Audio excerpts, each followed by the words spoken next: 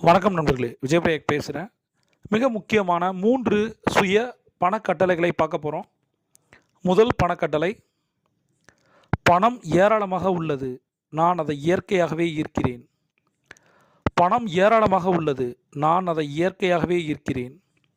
பணம் ஏராளமாக உள்ளது, நான் அதை இயற்கையாகவே ஈர்க்கிறேன்.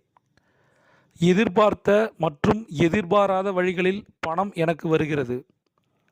எதிர்பார்த்த மற்றும் எதிர்பாராத வழிகளில் பணம் எனக்கு வருகிறது. எதிர்பார்த்த மற்றும் எதிர்பாராத வழிகளில் பணம் எனக்கு வருகிறது.